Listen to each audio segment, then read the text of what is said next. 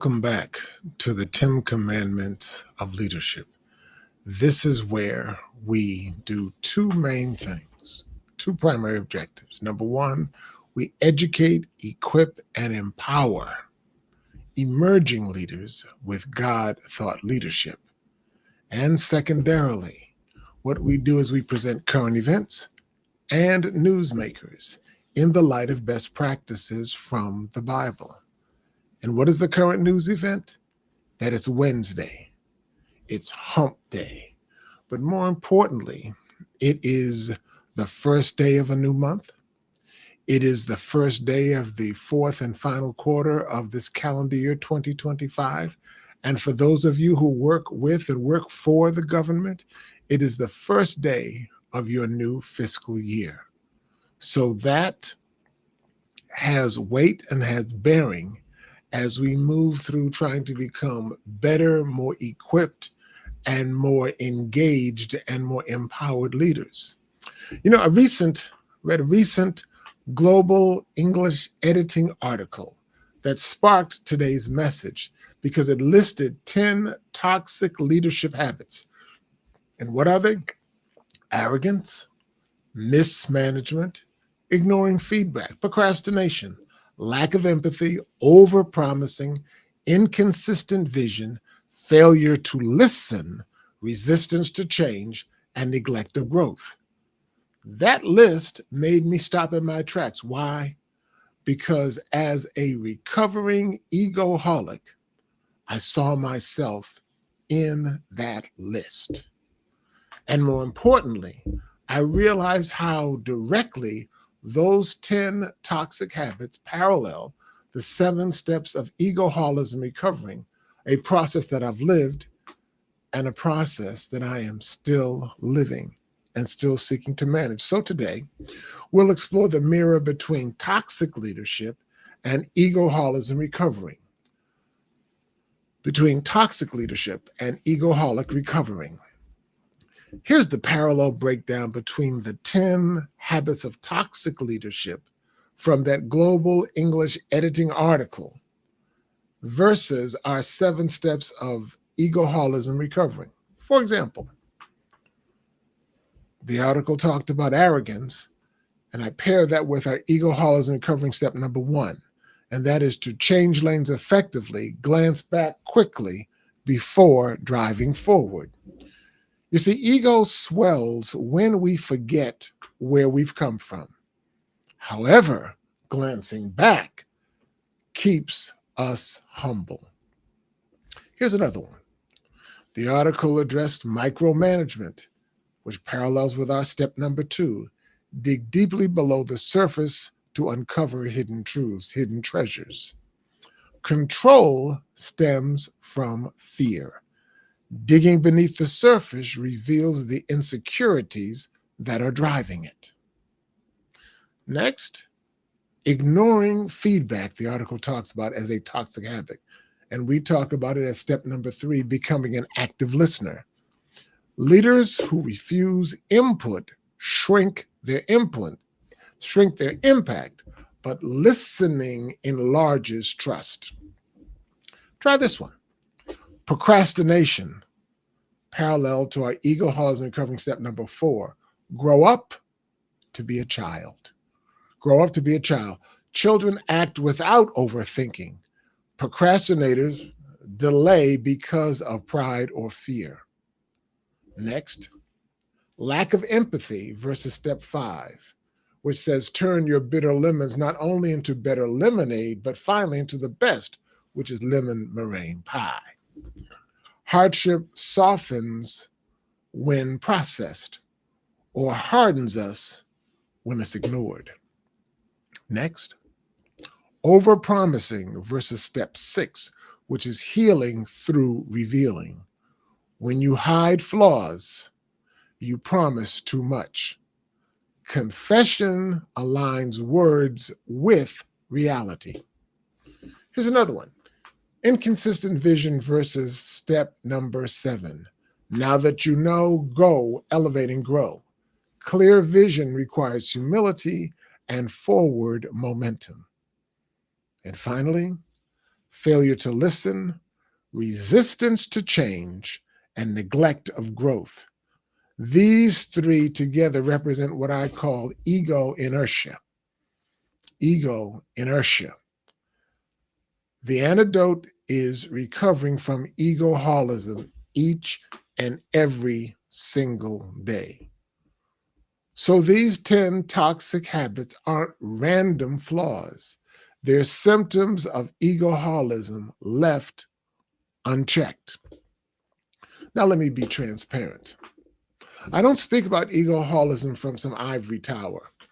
I speak about it as the world's first publicly acknowledged recovering egoholic.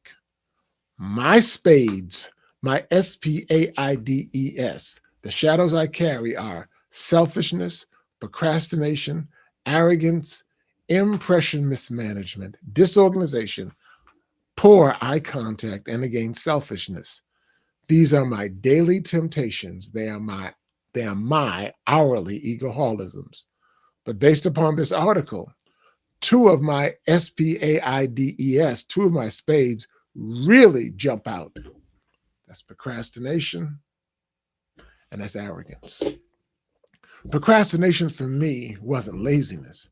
Procrastination was arrogance in disguise, thinking that I could wait until the last minute and then still deliver brilliance. And then arrogance?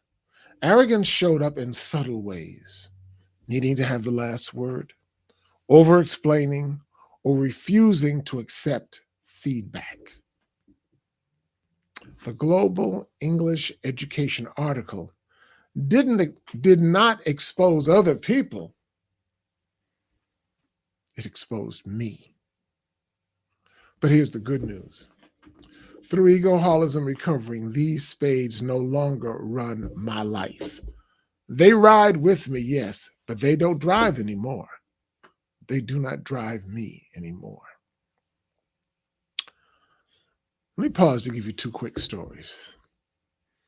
Don Shula, the legendary Miami Dolphins coach, enforced a 24-hour rule on his players and his coaches. After any game, win or lose, you had only 24 hours to either celebrate or sulk, then move on. That's egoholism recovering step number one. Glance back quickly before moving forward. Shula taught players not to let their egos inflate or deflate them. And second, James Conant, a corporate turnaround leader, was once asked his secret. He said, "I try to listen longer than most people are comfortable talking." I try to listen longer than most people are comfortable talking. That's egoholism step number 3, become an active listener. It transformed not only his team, but also his family relationships. Now, these stories show how leaders outside the pulpit and outside the corporate boardrooms grasp ego management, even if they never called it what I call it, which is egoholism recovering. The ultimate model of balance is found in the Bible's Luke 2:52. And Jesus increased in wisdom and in stature and in favor with God and in favor with man. Notice, Jesus grew intellectually. He grew physically, spiritually, and socially. No toxic habits, no egoholism, just balance. For us recovering egoholics, we must daily check if our growth is lopsided or not. We can't let intellect outpace empathy or ambition outrun humility. So here's today's challenge. Look at those 10 toxic habits. Compare them to my 7 steps of egoholism recovering. And then ask yourself, what are my spades? What are my SPAIDES? My examples of selfishness, procrastination, arrogance, impression mismanagement, disorganization, eye contact poor, and again, selfishness. Write them down. Speak them out loud. Share them with a truth teller in your life. It works. Because until you name them, you will keep driving your leadership from the shadows. Until you name them, you'll keep driving your leadership from the shadows. Friends, leaders fail not because they lack skill, but because they fail to manage their egos.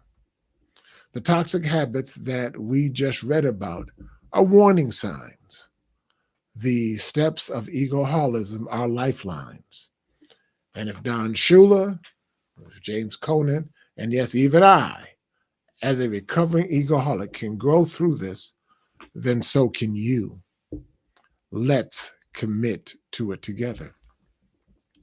This has been the 10 Commandments of Leadership.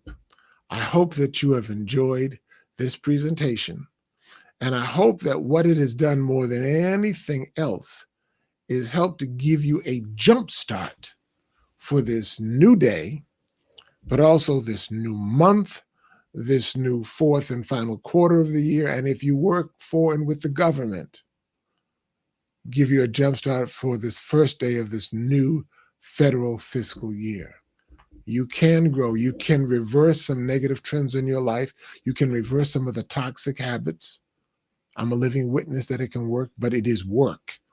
It's work, sure enough. It's work, but you can do it. And if anything that I've said to you today has been informative, has been inspiring, has been encouraging, then please like it, share it, and subscribe to it. And I'll see you tomorrow for the next episode of the 10 Commandments of Leadership. Bye-bye.